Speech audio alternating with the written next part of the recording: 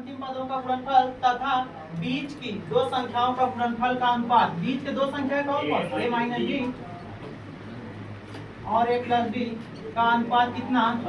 7:15 है। कितना? 7:15। इसको आप कर सकते हो, आ गया फार्मूला a प्लस डी, नहीं sorry a square minus B square, अर्थात a plus B a minus B, तो हो जाएगा a स्क्वायर माइनस 3 का 9 D square upon a square minus D square, बोलो बराबर कितना? 7:15। अब बहुत ध्यान सुनना, अगर कह दें और एक चीज और पूछा था, कहता था चारों पदों का योगफल, चारों संख्याओं का योगफल दिया था कितना? a minus 3d plus a minus D plus a plus D plus a plus 3d, सबका जोड़ कितना दिया था? 32 दिया था।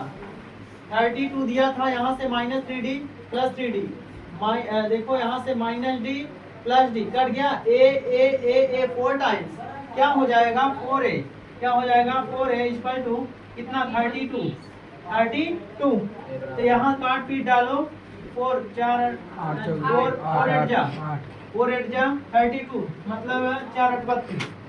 उसके बाद a का मान आ गया 8, a का मान 8, यहाँ रख देंगे 8 time 64 minus 9d square upon 64, 64 minus D square equal to 7/15।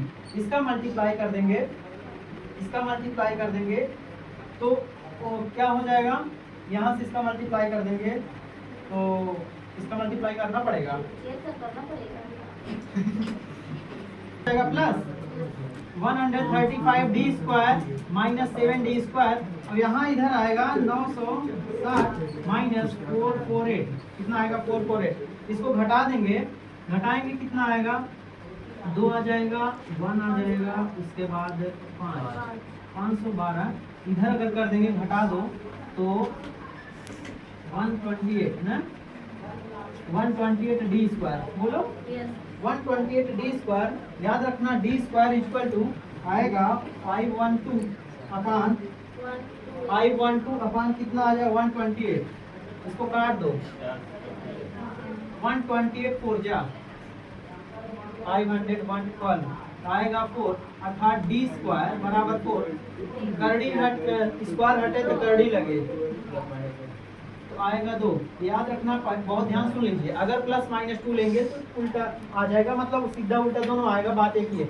अब देखो बस रेडी, a यहाँ रखो, a का मान कितना आया है?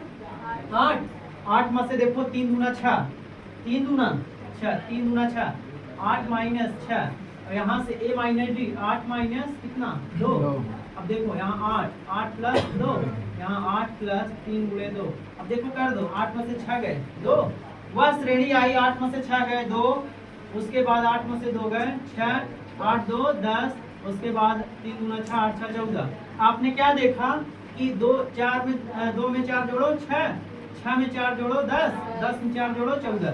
अगर यहाँ से हम प्लस माइनस 2 ले लेंगे, प्लस माइनस 2, याद रखना हो जाएगा इसका अपोजिट उल्टा, तो आएगा 14 10 6 2। अगर प्लस लेंगे, प्लस 2 लेने पर, यहाँ माइनस 2 लेने पर d का मान -2, तो ये हो जाएगा। अब प्लस 2 लेने पर तो क्या हो जाएगा? 2 6 10 14। इस तरह से वह 4 क्रमागत समांतर श्रेणी आई, 2 6 10 14।